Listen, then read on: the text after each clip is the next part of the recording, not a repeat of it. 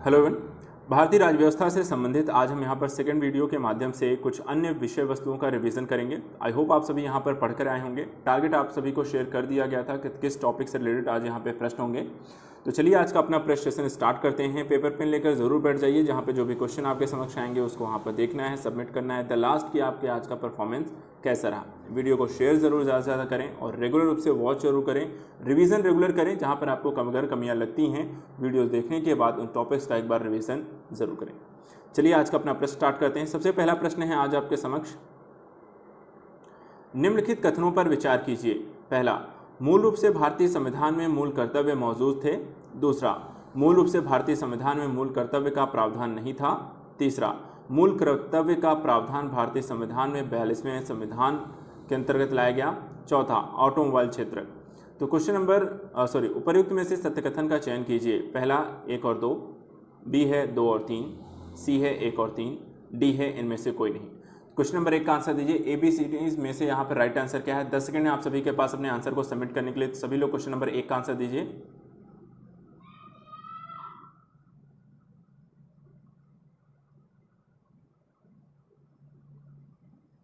चलिए यहाँ पे आंसर चेक करेंगे सभी लोग। क्वेश्चन नंबर 1 का आंसर इसमें से क्या राइट होगा। देखिए आसान था, आप सभी को यहाँ पर आपको क्लियर करना था, सही आपको आंसर बताना था और आंसर है आपका बी। 2 और 3 यहाँ पर आपका राइट आंसर है। ठीक है, सेकंड और थर्ड यहाँ पर राइट आंसर है। मूल पहले से नहीं था, ना ही यहाँ पे ऑटोमोबाइल क्षेत्र है, सिर्फ यहाँ पर सेकेंड और थर्ड इसका राइट आंसर है। क्वेश्चन नंबर 2 देखते हैं। 42वें संविधान संशोधन अधिनियम 1976 में से किस अनुच्छेद के तहत मूल कर्तव्यों को जोड़ा गया। अनुच्छेद 51, अनुच्छेद 36, अनुच्छेद 51 का, अनुच्छेद 50। क्वेश्चन नंबर 2 का आंसर दीजिए। बहुत आसान सा क्वेश्चन है, 10 सेकंड है आपके पास। सभी लोग यहाँ पर क्वेश्चन नंबर 2 का आंसर दीजिए। ABCD में इसका राइट आंसर क्या है, सभी लोग सबमिट करें जल्दी से फटाफट।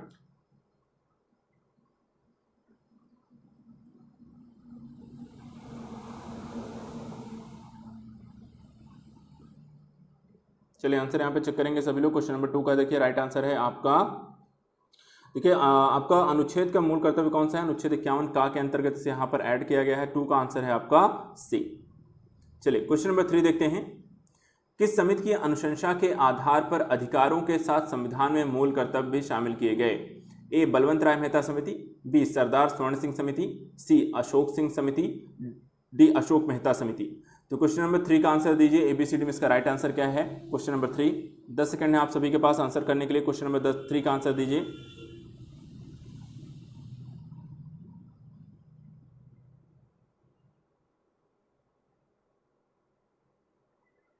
चलिए आंसर चेक करेंगे। क्वेश्चन नंबर 3 का आंसर देखिए यहाँ पर आप सभी के लिए आसान था। यहाँ पर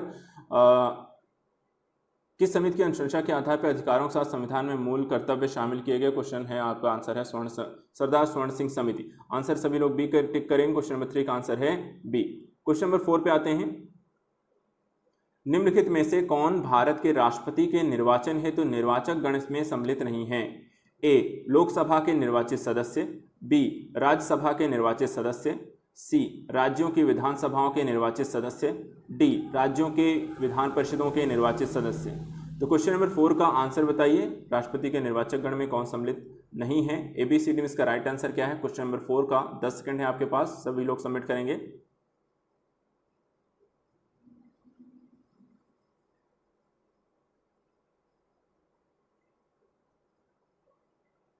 चलिए आंसर सभी लोग सबमिट कर लीजिए, मिलान कर लीजिए। क्वेश्चन नंबर 4 का आपका आंसर है 4 का, सभी लोग मिलान करें। आंसर है आपका डी, राज्यों के विधान परिषद के निर्वाचित सदस्य यहाँ पर हैं। तो क्वेश्चन नंबर डी नहीं, यहाँ पर सम्मिलित नहीं होते हैं। सम्मिलित होने वाले हैं लोकसभा, राज्यसभा और राज्य विधानसभाओं के सदस्य। तो क्वेश्चन नंबर 4 का आंसर है आपका डी, इसमें सम्मिलित नहीं होते हैं। क्वेश्चन नंबर 5, भारत के राष्ट्रपति को महाभियोग द्वारा हटाने की प्रक्रिया निम्नलिखित में से किस अनुच्छेद में वर्णित है। अनुच्छेद 53, अनुच्छेद 63, अनुच्छेद 74, अनुच्छेद 13। तो जल्दी से बताइए क्वेश्चन नंबर 5 का आंसर इसमें से क्या है। ABCD में इसका राइट आंसर क्या है। 10 सेकंड है, सभी लोग आंसर करने सबमिट करें। क्वेश्चन नंबर 5 का आंसर दीजिए।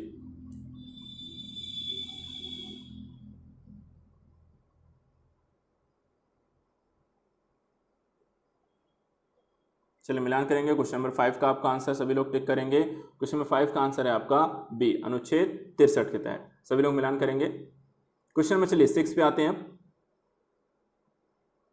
निम्नलिखित कथनों पर विचार कीजिए। पहला, संघ की कार्यपालिका शक्ति प्रधानमंत्री में निहित है।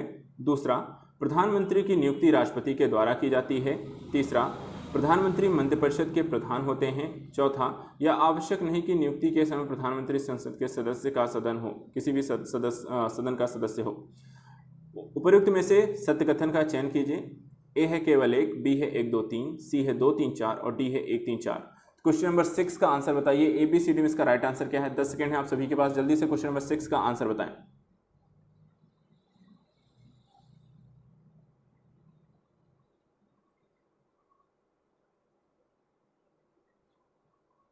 चलो मिलान करेंगे क्वेश्चन नंबर 6 का सभी लोग आंसर है आपका सी।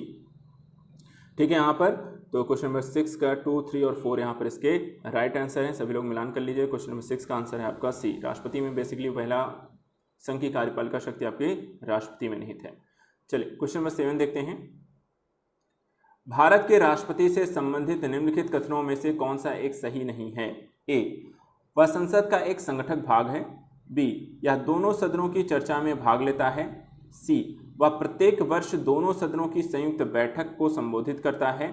या डी, वह किन्हीं सदस्य परिस्थितियों में अध्यादेश लागू कर सकता है। तो क्वेश्चन नंबर 7 का आंसर दीजिए। ABCD में इसका राइट आंसर क्या है?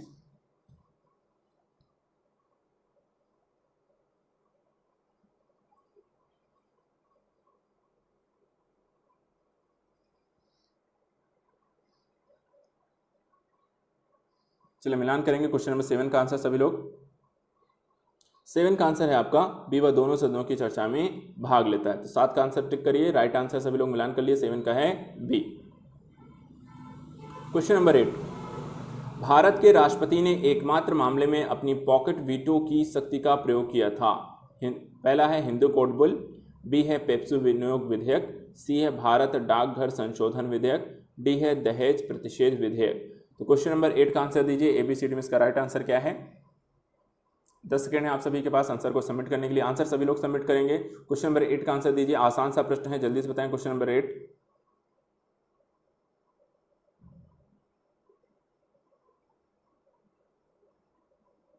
चलो मिलान करेंगे क्वेश्चन नंबर 8 का। यहाँ पे आंसर सभी लोग, जितने भी लोगों ने यहाँ पे आंसर टिक किया है, सी सही है। भारत डाकघर संशोधन विधेयक में यहाँ पर पॉकेट वीटो शब्द का यहाँ पर शक्ति का प्रयोग राष्ट्रपति के द्वारा किया गया था, यानी के द्वारा। तो क्वेश्चन नंबर 8 का आंसर है सी।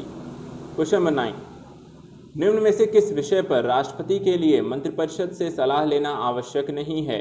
ए, राजदूतों की नियुक्ति, बी, विधेयकों पर स्वीकृति देना, सी, राज्यपाल के द्वारा प्रेषित विधेयकों पर स्वीकृति, डी, लोकसभा भंग करना, ई, संविधान संशोधन विधेयक पर स्वीकृति देना।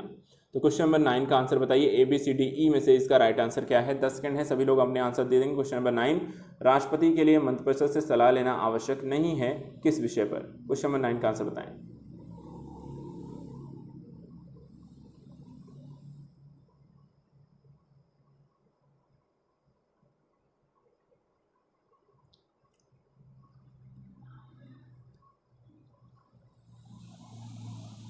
चलिए तो 9 का यहाँ पर सभी लोग आंसर टिक कर लीजिए। यदि आपने आंसर लगाया है बी, विधेयकों को स्वीकृत देने के लिए यहाँ पर राष्ट्रपति को मंत्रिपरिषद की सलाह लेने की आवश्यकता नहीं है, आपका आंसर है B is a right answer, tick कर लीजिए।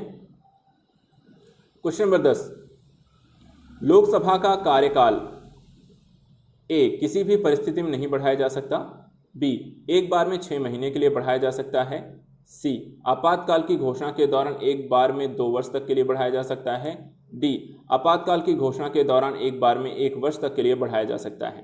तो बताइए लोकसभा के कार्यकाल से संबंधित इन चारों में से कौन सा कथन आपका यहाँ पर सही है? क्वेश्चन नंबर 10 का आंसर दीजिए। ABCD में इसका राइट आंसर क्या है?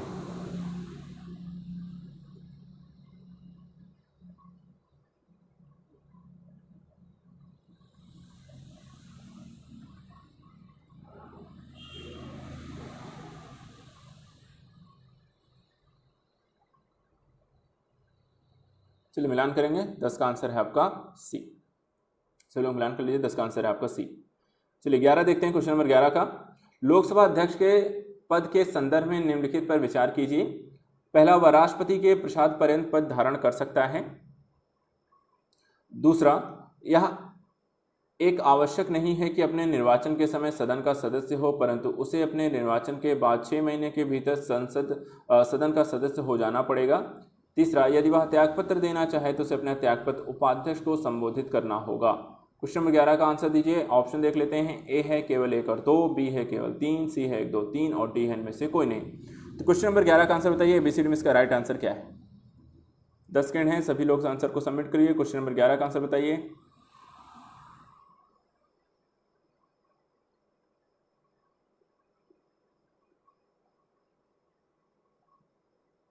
चलिए आंसर मिलान करेंगे। क्वेश्चन नंबर 11 का सभी लोग आंसर मिलान करिए। यहाँ पर आपका आंसर है केवल 3 ही इसका राइट आंसर है। यदि वह त्यागपत्र देना चाहे तो उपाध्यक्ष को दे सकता है। यहाँ पर एकमात्र कथन जो यहाँ पर आपका सत्य है। तो 11 का आंसर है बी केवल 3। क्वेश्चन नंबर 12, राज्यसभा के संदर्भ में निम्नलिखित में से कौन सा कथन सत्य है। ए, इसके 1/3 सदस्य प्रति 2 वर्ष में अवकाश प्राप्त करते हैं। बी, इसके आधे सदस्य प्रति 2 वर्ष में अवकाश प्राप्त करते हैं। सी, इसके आधे सदस्य प्रति 3 वर्ष में अवकाश प्राप्त करते हैं। और डी, इसके 1/3 प्रति 3 वर्ष में अवकाश प्राप्त करते हैं। तो क्वेश्चन नंबर 12 राज्यसभा के सदस्यों को लेकर कौन सा कथन यहाँ पर आपका सही है। बहुत ही आसान सा प्रश्न है। क्वेश्चन नंबर 12 का आंसर बताइए एबीसीडी में इसका राइट आंसर क्या है। 10 सेकेंड है, सभी लोग सबमिट करें। Question number 12।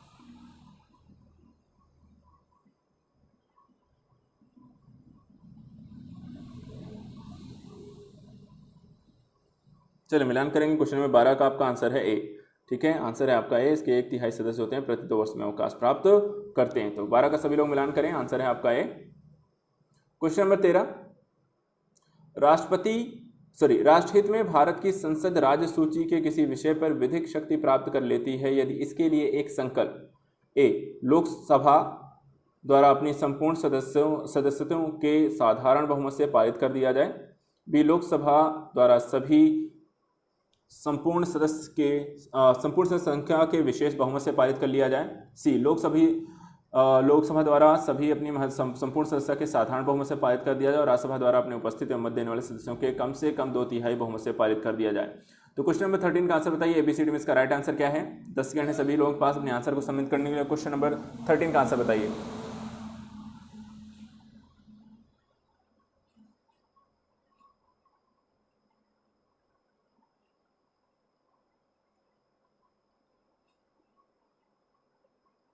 चलिए मिलान करेंगे। क्वेश्चन नंबर 13 का आपका आंसर 13 का सभी लोग यहाँ पे आंसर टिक करिए डी। ठीक है, कौन सा आंसर है यहाँ पर आपका 13 का आंसर है आपका डी। चलिए क्वेश्चन नंबर यहाँ पर 14 देखते हैं। निम्नलिखित कथनों में से कौन सा एक भारत के संविधान की 4थी अनुसूची को सही वर्णित करता है। ए, इनमें संघ व राज्यों के बीच शक्तियों का विवरण सूचीबद्ध है। बी, इसमें संविधान में सूचीबद्ध भाषाएं हैं। सी, जनजातीय क्षेत्रों का प्रशासन। और डी, इसमें राज्यसभा में स्थानों का आवंटन। तो क्वेश्चन नंबर 14 का आंसर दीजिए। निम्नलिखित में से कौन सा एक भारत के संविधान की 4थी अनुसूची को सही वर्णित करता है। Question number 14।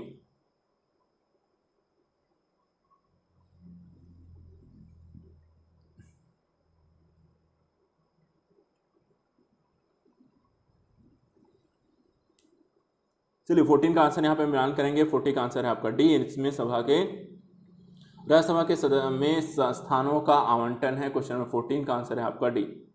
Question number 15, Bharat के उच्चतम न्यायालय में न्यायाधीशों की वर्तमान स्वीकृत संख्या कितनी है। 20, 25, 30, 31। क्वेश्चन नंबर 15 एबीसीडी में इसका राइट आंसर बताइए।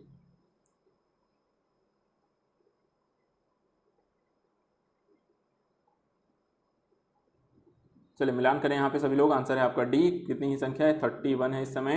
अभी हाल ही में कुछ सुप्रीम कोर्ट में आपके नए न्यायाधीशों को यहाँ पर 9 नए न्यायाधीशों को भी नियुक्त किया गया। क्वेश्चन नंबर 15 का आंसर ध्यान रखिएगा 31 है, डी आंसर है। क्वेश्चन नंबर 16, सेवानिवृत्त होने के पश्चात सर्वोच्च न्यायालय के न्यायाधीश वकालत कर सकते हैं। ए, केवल सर्वोच्च न्यायालय में। बी, केवल उच्च न्यायालय में। सी, केवल अधीनस्थ न्यायालय में। डी, इनमें से कोई नहीं। क्वेश्चन नंबर 16 का आंसर बताइए एबीसीडी में इसका राइट आंसर क्या है। क्वेश्चन नंबर 16,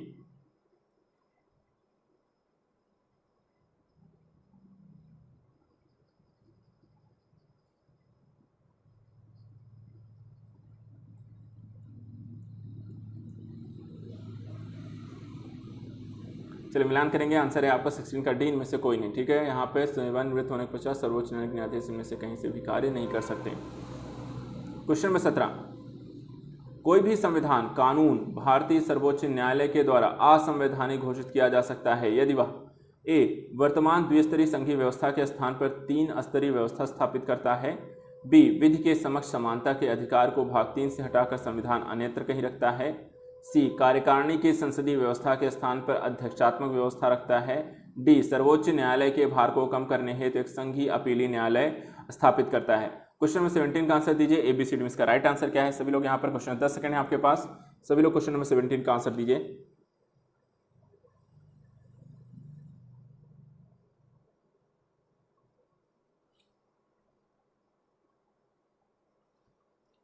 चलिए मिलान करेंगे सभी लोग आंसर। क्वेश्चन नंबर 17 का आंसर है आपका बी विधि के समक्ष समानता के अधिकार को भाग 3 से हटाकर कहीं अंतर रखा जाता है। 17 का आंसर है आपका बी। क्वेश्चन नंबर 18, भारतीय संविधान का कौन सा अनुच्छेद संवैधानिक विवाद में सर्वोच्च न्यायालय के अपीली क्षेत्राधिकार से संबंधित है? ए अनुच्छेद 131, बी अनुच्छेद 132, सी अनुच्छेद 134 ए को मिलाकर अनुच्छेद 132 को पढ़ना और डी अनुच्छेद 134 ए को मिलाकर अनुच्छेद 133 को पढ़ना। तो क्वेश्चन नंबर 18 का आंसर बताइए। एबीसीडी में इसका राइट आंसर क्या है? 10 सेकंड है, सभी लोग आंसर सबमिट करें। क्वेश्चन नंबर 18 का आंसर बताइए।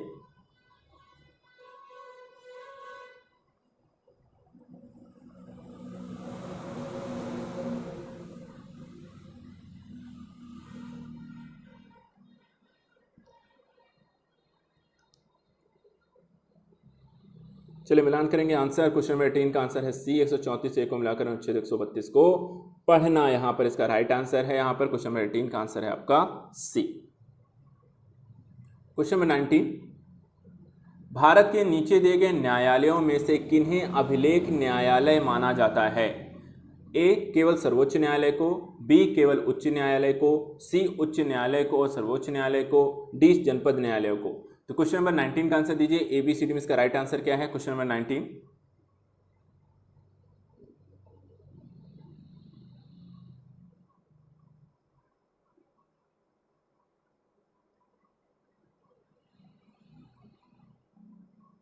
चलिए 19 का सभी लोग यहाँ पे मिलान करेंगे। क्वेश्चन नंबर 19 का आंसर है आपका सी आंसर है। क्या आंसर है? सी आंसर इसका राइट आंसर है, उच्च न्यायालय को और सर्वोच्च न्यायालय को। तो आंसर टिक कर लीजिए, 19 का आंसर सी है। क्वेश्चन नंबर 20, सूची 1 और सूची 2 को सम्मिलित कीजिए। सूची 1 समनीय अपराध, अशमनीय अपराध, असंज्ञेय और संज्ञेय अपराध। सूची 2 पहला है कार्रवाइयों के लिए पुलिस की न्यायाधीश की अनुमति की आवश्यकता नहीं। दूसरा बिना वारंट के अभियुक्त की गिरफ्तारी नहीं। तीसरा मामले को आपसी समझौते से निपटाना। और चौथा दोनों पक्ष कोई समझौता नहीं कर सकते और ना ही इसमें अभियुक्त को शिकायत वापस लेने का अधिकार होगा। कोड देख लेते हैं। एबीसीडी में इसका राइट आंसर क्या है? ए है 3 4 2 1, बी है 4 3 1 2, सी है 1 2 3 4 और डी है 2 4 3 1। तो चलिए क्वेश्चन नंबर 20 का आंसर दीजिए। कौन सा यहाँ पे सही सुमेलित है उसके आधार पर अपने कोड का चयन करके आंसर सबमिट करिए। क्वेश्चन नंबर 20 का आंसर दीजिए। 10 सेकंड है आप सभी के पास अपने आंसर को सबमिट करने के लिए।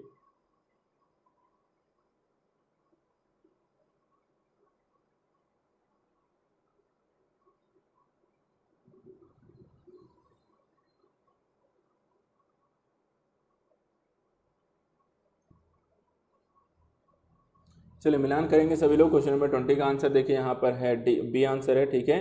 बी है यहाँ पर आपका आंसर, बी है 4 3 1 2, समनीय अपराध, अशमनीय अपराध, असंज्ञेय और संज्ञेय, ठीक है। 4 3 1 2 आंसर है यहाँ पर, ध्यान रखिएगा, सभी हम लोग मिलान कर लेंगे। क्वेश्चन नंबर 20 का आंसर आपका बी है। क्वेश्चन नंबर 21, निम्नलिखित कथनों पर विचार कीजिए। पहला, उच्च न्यायालय में लगातार कम से कम 10 वर्षों तक अधिवक्ता रह चुका व्यक्ति सर्वोच्च न्यायालय का न्यायाधीश बन सकता है। दूसरा, सर्वोच्च न्यायालय के न्यायाधीश 62 वर्ष की आयु तक अपना पद धारण कर सकते हैं। तीसरा, किसी उच्च न्यायालय का न्यायाधीश भी सर्वोच्च न्यायालय का न्यायाधीश बन सकता है बशर्ते कि वह उच्च न्यायालय में लगातार कम से कम 3 वर्षों तक न्यायाधीश रहा हो। उपर्युक्त में से कौन सा कथन सत्य है? ए केवल 2, बी केवल 1, सी केवल 2 और 3 और डी है 1 2 3। क्वेश्चन नंबर 21 का आंसर बताइए। 10 सेकंड आप सभी के पास, जल्दी से समझ बूझ कर उच्च न्यायालय से संबंधित इस क्वेश्चन का आंसर दीजिए। एबीसीडी में इसका राइट आंसर क्या है? सभी लोग सबमिट करिए।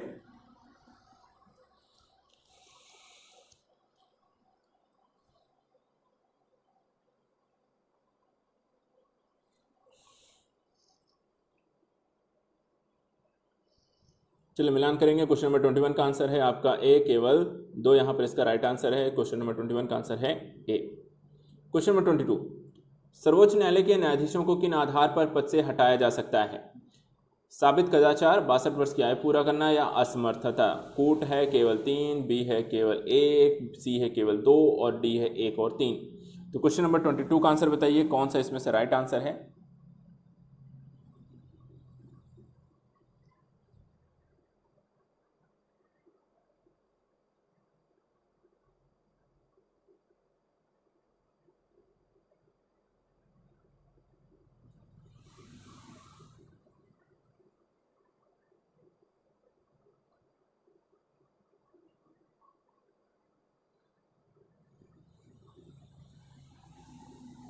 चलिए, तो आंसर यहाँ पर टिक करेंगे। क्वेश्चन नंबर 22 का आंसर है बी, केवल 1। क्वेश्चन नंबर 23, निम्नलिखित में से कौन सा कथन सत्य है। ए, उच्च न्यायालय न्यायिक दृष्टि से सर्वोच्च न्यायालय के अधीन होते हैं किंतु प्रशासनिक दृष्टि से वे स्वतंत्र होते हैं। बी, सत्र न्यायालय तथा सर्वोच्च न्यायालय को सम्मिलित रूप से उच्चतर न्यायपालिका कहा जाता है। सी, सर्वोच्च न्यायालय को केंद्र राज्य विवादों या विभिन्न राज्यों के आपसी विवादों पर अधिकारिता प्राप्त नहीं है। डी, सर्वोच्च न्यायालयों में न्यायाधीशों की नियुक्ति सर्वोच्च न्यायालय की सलाह पर प्रधानमंत्री करता है। तो क्वेश्चन नंबर 23 का आंसर बताइए, एबीसीडी में इसका राइट आंसर क्या है। 10 सेकंड है आप सभी के पास अपने आंसर को सबमिट करने के लिए, तो जल्द फटाफट अपने आंसर को सबमिट करें। क्वेश्चन नंबर 23 का आंसर बताइए।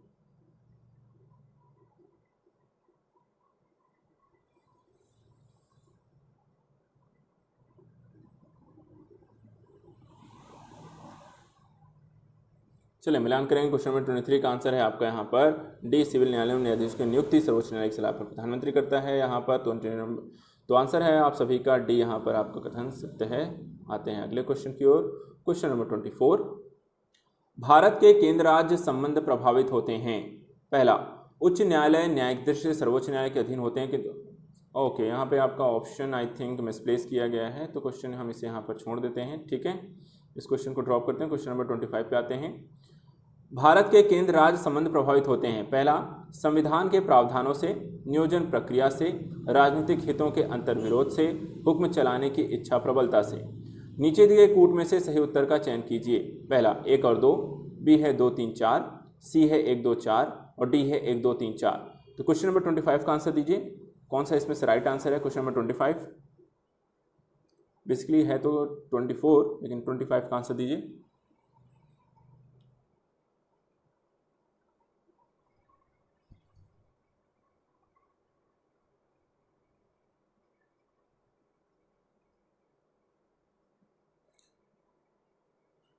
चलिए आंसर यहाँ पर टिक करेंगे। क्वेश्चन नंबर 36 का सॉरी 25 का आंसर यहाँ पर है ए, 1 और 2। सभी लोग टिक कर लेंगे, आंसर है आपका ए।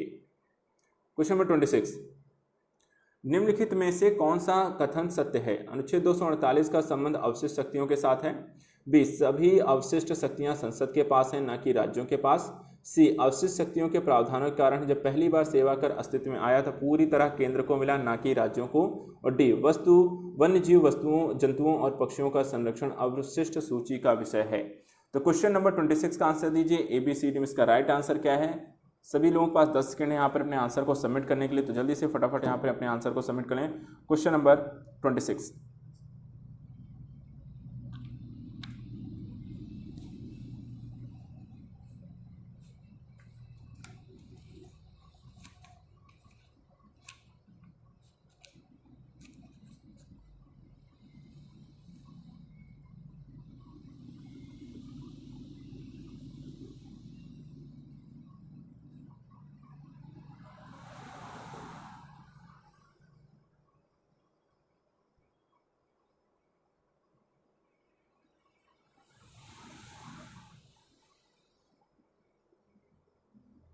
चलिए 26 नंबर का आंसर का टिक करेंगे आप सभी लोग। यहाँ पे आंसर है आपका डी, वन्यजीवों के पक्षियों संरक्षण के संदर्भ से। तो 26 का आंसर है आपका डी, सभी लोग टिक करिए।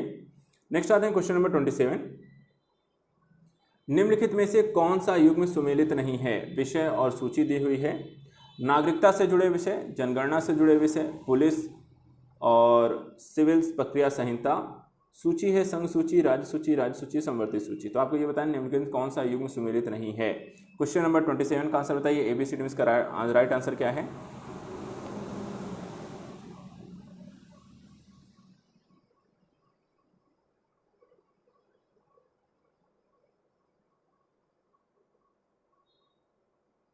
चलिए सभी लोग आंसर टिक करेंगे। क्वेश्चन नंबर 27 का आंसर यहाँ पर देखिए, जनगणना से जुड़े जो विषय है वो केंद्र सरकार देखती है। यहाँ पे राज्य सूची का विषय ये नहीं है, तो आंसर है आपका बी।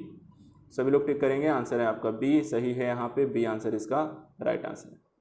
क्वेश्चन नंबर 28, निम्नलिखित में से कौन सा कथन सत्य है? पहला, ये 2 या अधिक राज्यों के विधानमंडल संकल्प पारित करके संसद से निवेदन करते हैं तो संसद राज्य सूची के किसी भी विषय पर कानून बना सकेगी। दूसरा, राज्यों की सहमति से या उनके अनुरोध से बनाया गया कानून केवल उन्हीं राज्यों पर लागू होगा जिनके विधानमंडलों ने संसद को कानून बनाने के लिए निवेदन किया है। ए केवल 1, बी केवल 2, सी 1 और 2 दोनों, डी ना तो 1 और ना ही 2। बताइए क्वेश्चन नंबर 28 का सत्य कथन का कौन सा राइट आंसर है? ABCD में इसका राइट आंसर क्या है? सभी लोग बताएं। क्वेश्चन नंबर 28 का आंसर दीजिए, 10 सेकंड आप सभी के पास, जल्दी आंसर को सबमिट करें। क्वेश्चन नंबर 28,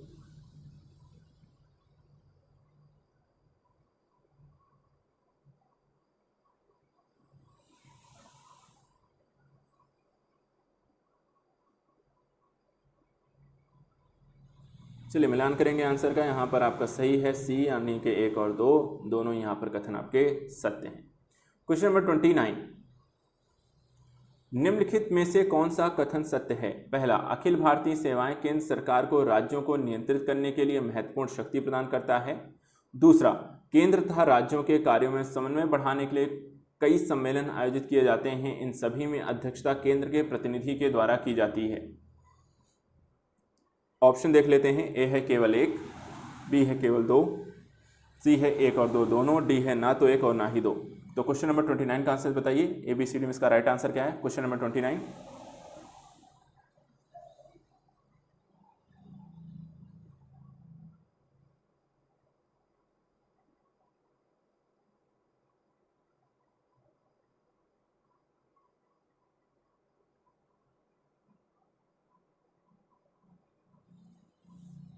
चलिए मिलान करेंगे सभी लोग।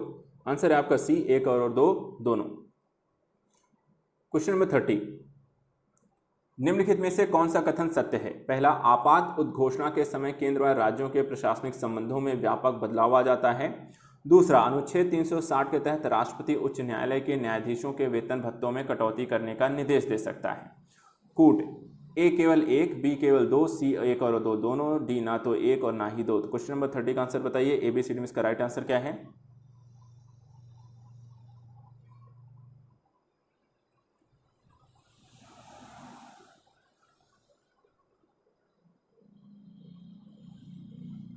चलिए आंसर टिक करेंगे, आंसर है आपका सी, 1 और 2 दोनों ही यहाँ पर आपका सही है आंसर। सभी लोग क्वेश्चन नंबर 30 का आंसर सीख करिए।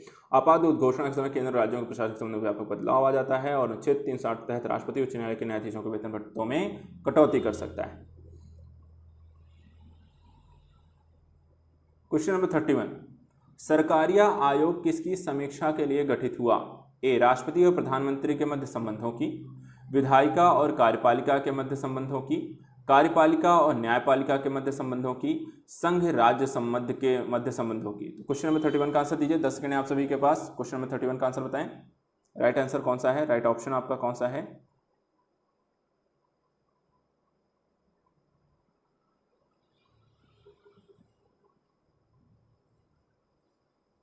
चलिए क्वेश्चन का मिलान करिए, आंसर यहाँ पर देखिए। सरकारिया आयोग का जो गठन आपको किया गया था, हम सबको पता है, संघ राज्य संबंधों को यहाँ पर परिभाषित करने के लिए किस तरीके से चीज़ें आगे संचालित होंगी, क्या होंगे, क्या सारी चीज़ों का संयोजन कैसे स्थापित होगा, सुझावात्मक इसमें सिफारिशें की गई थी। क्वेश्चन नंबर 31 का सभी लोग यहाँ पर आंसर टिक कर लीजिए, 31 का आंसर है आपका डी। क्वेश्चन नंबर 32, सरकारिया आयोग की सिफारिशों का संबंध है राजस्व वितरण से, राष्ट्रपति की शक्तियों एवं कार्यों से, संसद की सदस्यता से, और डी केंद्र राज्यों के पे पारस्परिक संबंधों से। तो क्वेश्चन नंबर 32 का आंसर दीजिए।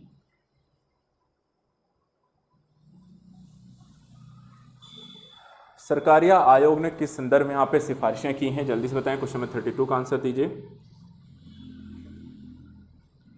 चलिए मिलान कर लीजिए। यहाँ पर अभी हमने डिस्कस किया था केंद्र राज्यों के पारस्परिक संबंधों को लेकर यहाँ पर सरकारी आयोग का गठन किया गया था और उन्हीं के दृष्टिकोण से किस तरीके से संबंधों को आगे बढ़ाया जाएगा, संयोजन कैसे स्थापित करना है, क्या करना है, उसके लिए उन्होंने सिफारिशें यहाँ पर दी हैं। क्वेश्चन नंबर 33, निम्नलिखित में से कौन सा एक राज्य सूची के कर में शामिल नहीं है?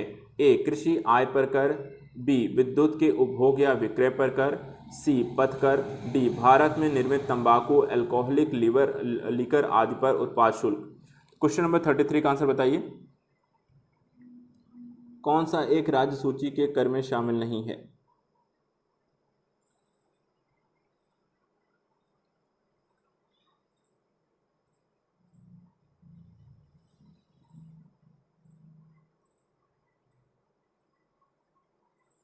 चलिए मिलान करेंगे। क्वेश्चन नंबर 33 का आंसर यहां पर है आपका डी।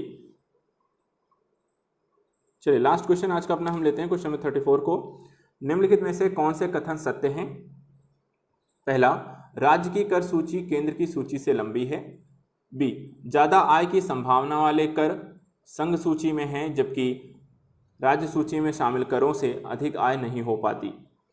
34 का ऑप्शन देख लेते हैं। केवल ए है केवल एक, बी है केवल दो, सी है एक और दो, दोनों सही हैं, डी है ना तो एक सही है ना ही दो सही है। तो क्वेश्चन नंबर 34 का आंसर बताइए। ए बी सी डी में इसका राइट आंसर क्या है?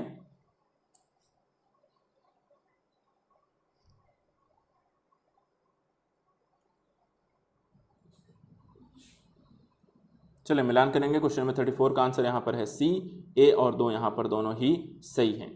तो आज के लिए यहाँ पर आपका सेशन होता है समाप्त। आज हमने यहाँ पे 34 क्वेश्चन यहाँ पे अटेम्प्ट किए हैं। अब आप लोगों को ये बताना है सभी लोगों जल्दी से कि आपके कितने यहाँ पे राइट हुए हैं, कितने रॉन्ग हुए हैं, कितने स्किप आपने किए हैं, परफॉर्मेंस कैसा रहा है।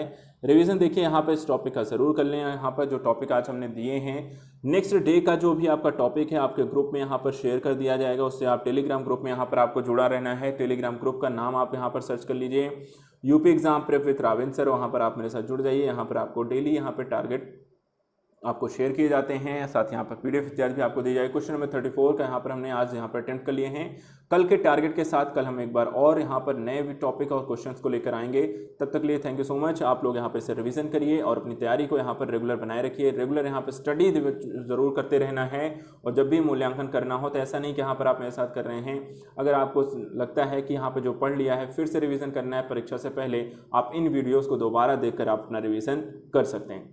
तो ठीक है, कल मिलते हैं। आज के लिए इतना ही। Thank you so much and good bye.